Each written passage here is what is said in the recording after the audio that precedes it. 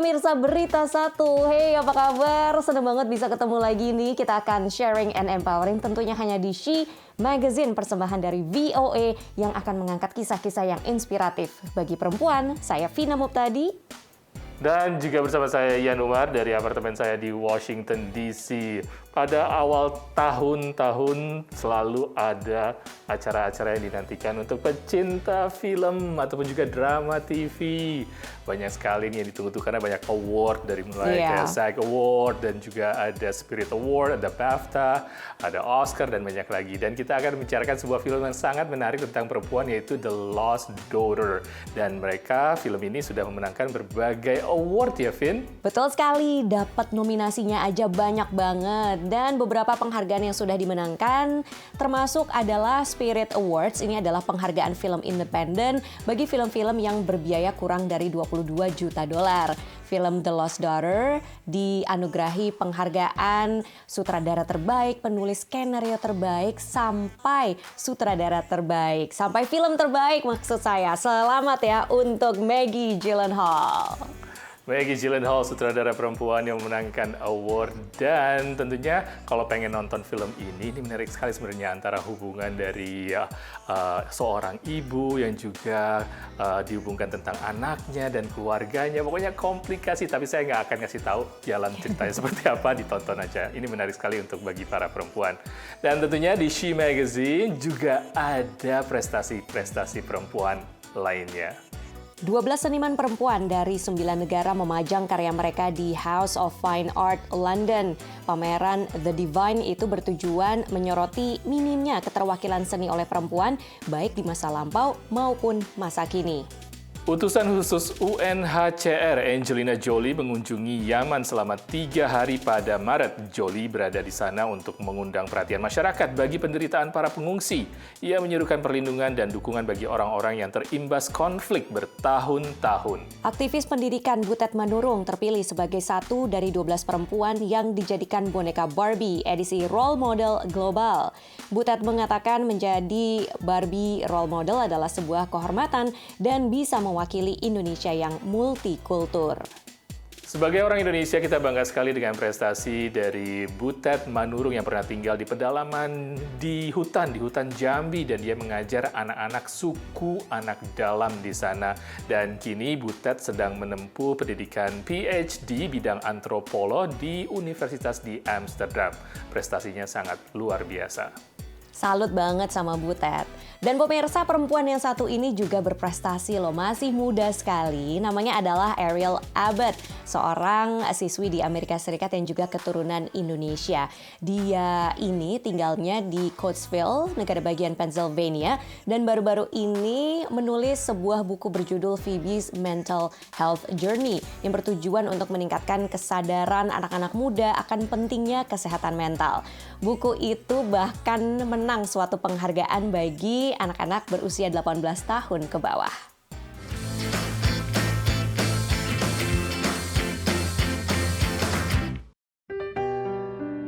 My book, Phoebe's Mental Health Journey, is about a young girl in high school. Her name is Phoebe.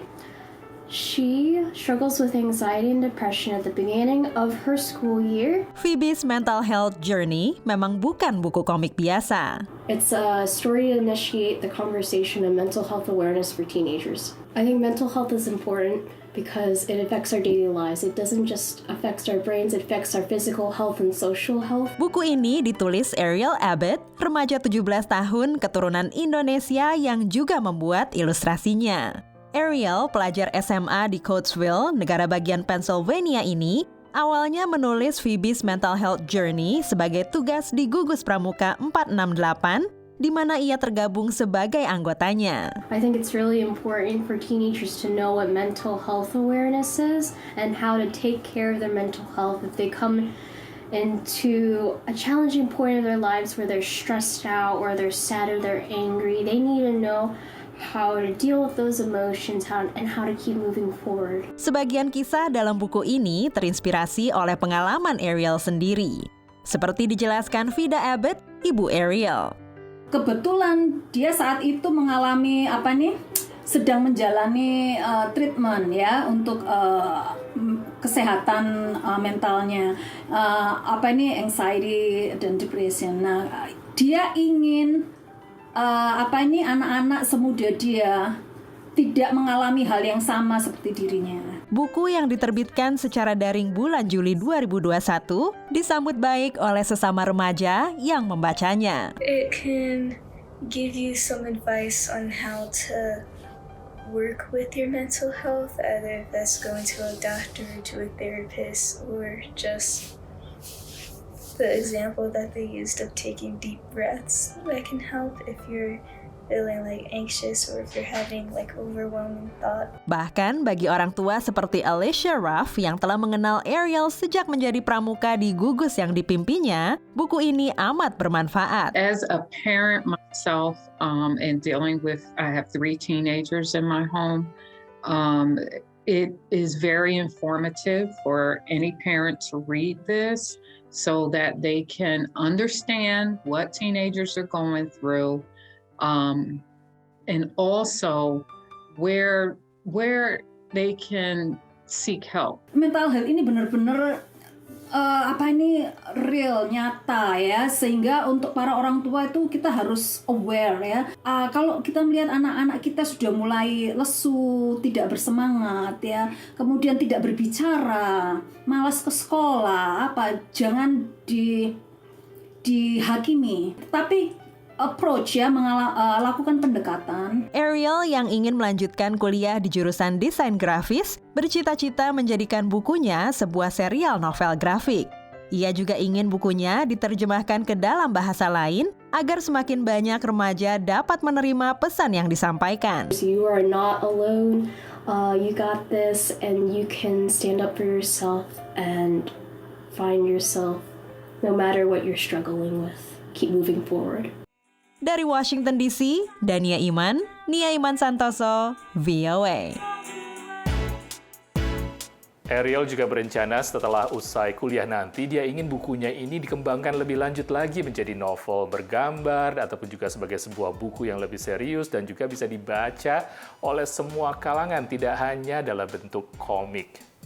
Betul sekali. Dia juga ingin menjangkau lebih luas lagi, nggak cuma orang-orang yang ada di Pennsylvania aja, tapi juga internasional. Siapa tahu bisa ke Indonesia.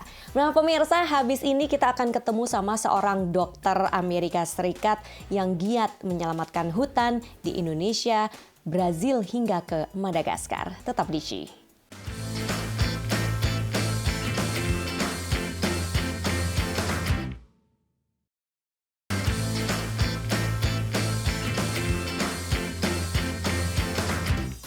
She Magazine, sharing dan empowering. Pemirsa, bulan Maret adalah bulan sejarah perempuan. VOA menyorotinya dengan menemui seorang perempuan, dokter perempuan asal Amerika yang bertekad menjaga kesehatan manusia dan juga planet bumi. Namanya adalah Dr. Kinari Webb. Dia memulai misinya nih di sebuah pedalaman di Kalimantan, Indonesia pada 15 tahun lalu dan sukses banget karena sukses programnya pun direplikasi di wilayah lain yaitu di Brazil dan Madagaskar. Ternyata cara yang ia lakukan itu sederhana, yaitu mendengarkan, tapi mendengarkan dengan radikal alias radical listening. Untuk mengetahui selengkapnya, saya ngobrol dengan Dr. Kinari Webb. Langsung aja pemirsa kita lihat dalam tayangan yang berikut ini.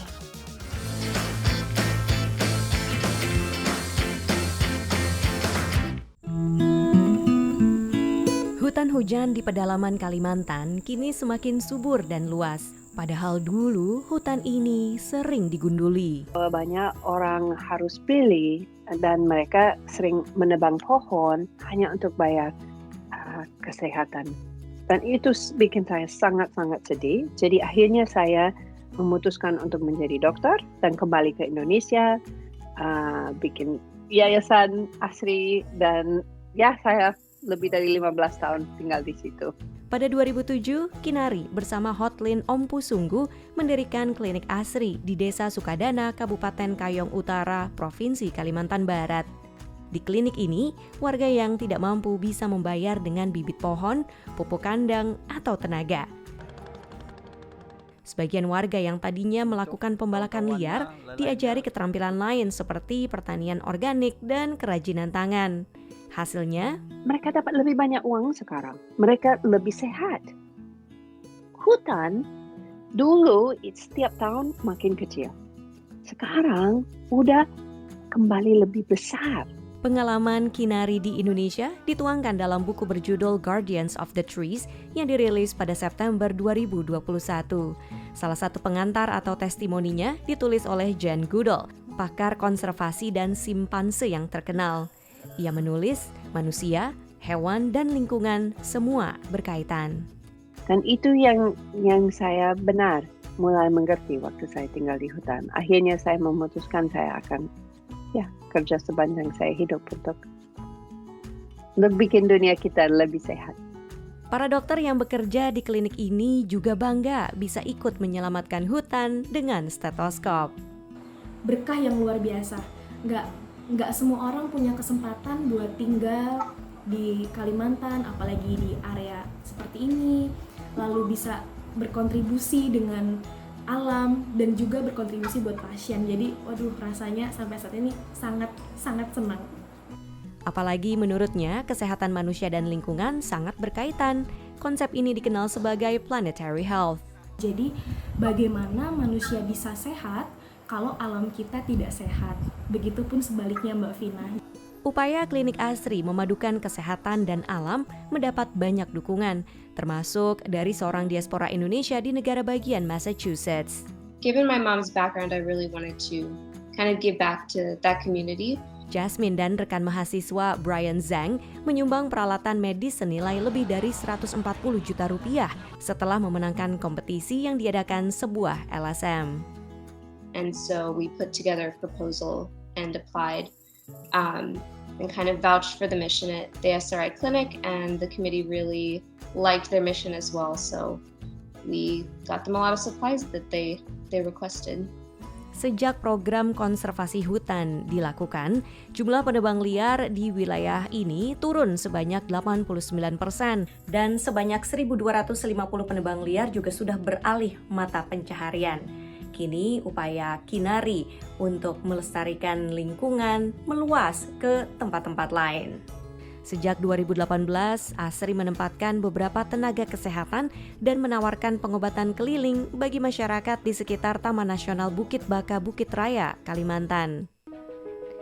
Setahun kemudian, Health in Harmony menyediakan klinik keliling dan pelatihan tanam padi bagi warga yang tersebar di wilayah konservasi Manombo di Madagaskar. Setiap kampung sangat-sangat jauh. Jadi dan banyak harus jalan kaki ke sana. Jadi itu tidak berfungsi kalau mereka harus ke klinik. Dan di tengah pandemi virus corona, organisasinya memulai layanan kesehatan dengan kapal bagi sekitar 20.000 orang yang tinggal di sekitar cekungan Sungai Xingu di Brazil. Di Brasil itu sangat menarik karena semua orang di situ tidak begitu banyak orang, hanya kira-kira 20.000 orang, tapi mereka tinggal di daerah yang sebesar dengan UK. Upayanya melawan deforestasi diakui oleh PBB. Pada 2020, LSM-nya menerima penghargaan Global Climate Action untuk kategori Women for Results. Perjuangannya menyelamatkan hutan dunia belum selesai. Selanjutnya, ia berencana melakukan program lain di Provinsi Papua mulai tahun depan. Dari Maryland, Vina Muptadi, VOA. Dr. Kinari Webb ini juga mengajarkan yang namanya radical listening ya lewat webinar-webinar yang diadakan seminggu sekali. Caranya dengan mendengarkan, jadi mendengarkan itu dengan tulus, dengan menyimak aspirasi and do something about it. Dan ini bisa diaplikasikan dalam segala bidang. Kalau pengen tahu bisa lihat di situsnya radicallistening.org. Liputan yang sangat menarik. Oke pemirsa, setelah ini jangan kemana-mana, kita akan mengajak pemirsa untuk nongkrong di warung kopi yang sedang viral di New York. Seperti apa? Hanya di She Magazine.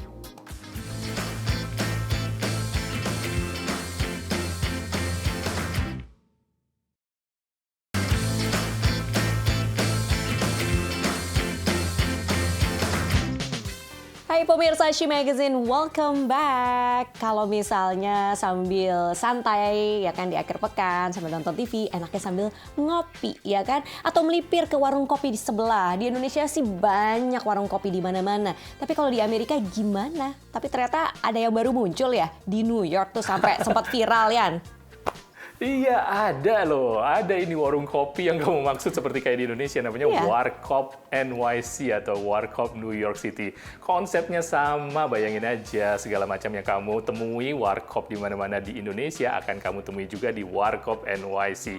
Dan ini disambut baik oleh warga lokal New York dan juga diaspora Indonesia yang ada di sekitar Manhattan.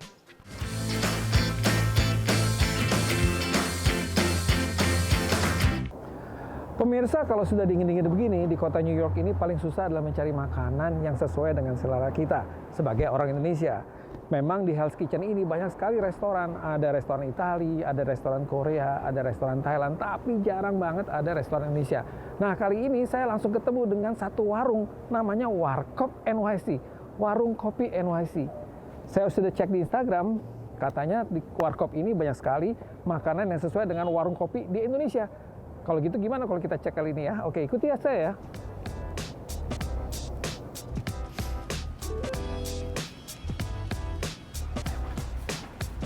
Dan suasananya memang persis seperti ada di warung kopi.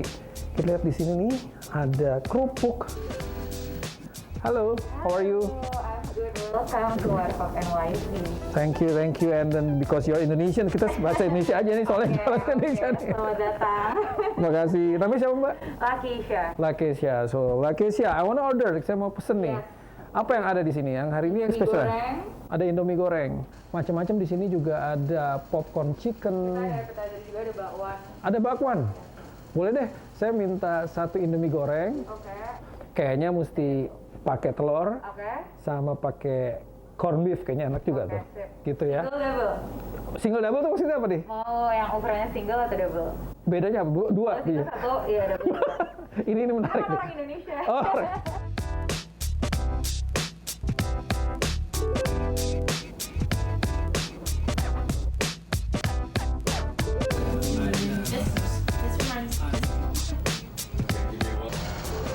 How do you like it? Good. I like the sauce as well. Makan internet di tengah New York begini nih, enak banget.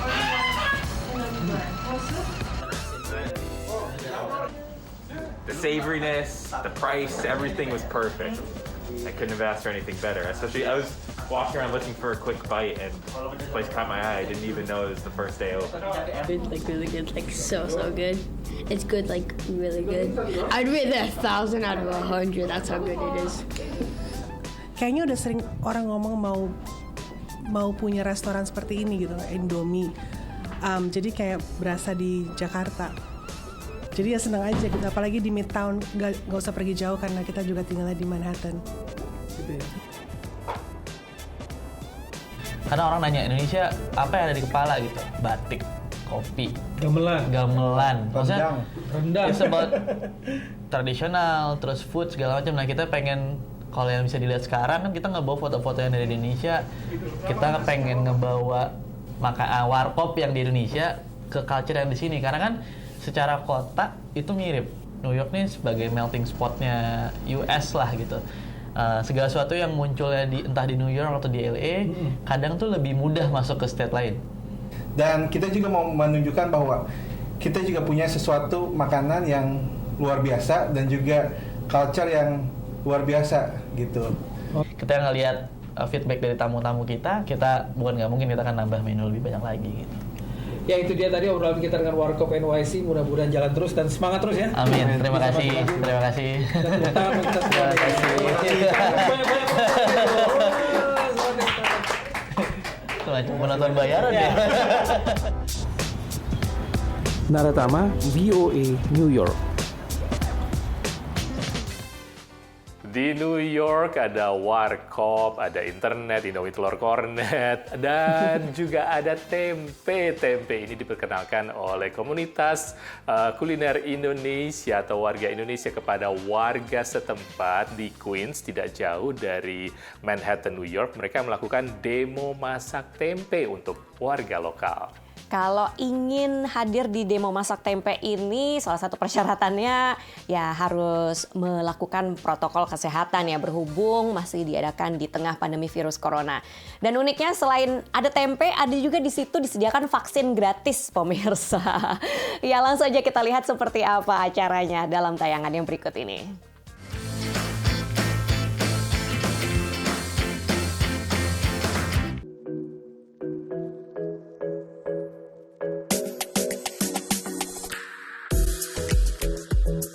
Pemirsa, walau angka kasus Omikron di kota New York masih belum stabil, awal bulan ini komunitas Indonesia yang tergabung dalam Indonesian Food Bazaar kembali mengadakan festival makanan di area Elmhurst, Queens, New York. Berbagai jenis makanan dan minuman kembali disajikan. Harga masih beragam, antara 10 hingga $20 per porsi. Festival bulanan ini dikunjungi oleh lebih dari 300 warga New York, menghadirkan promosi makanan tempe dengan demo masak oleh Chef Yuliza Jatnika. Tempe yang disajikan adalah tempe yang dimasak sesuai dengan selera lokal. Kita lebih ingin memperkenalkan tempe sebagai salah satu pilihan untuk orang-orang yang prefer menggunakan tempe sebagai makanan vegetarian. Karena satu, tempe itu kan sangat mudah diolah, ya kan. Kedua, tempe itu juga kandungan proteinnya juga cukup tinggi. Saya harapkan lebih dikenal lagi daripada tempe yang saat ini sudah dikenal. Chef Yuliza adalah chef yang sudah berpengalaman menghidangkan makanan Indonesia dalam berbagai acara diplomatik di berbagai negara, seperti Jepang, Inggris, dan kini di Amerika.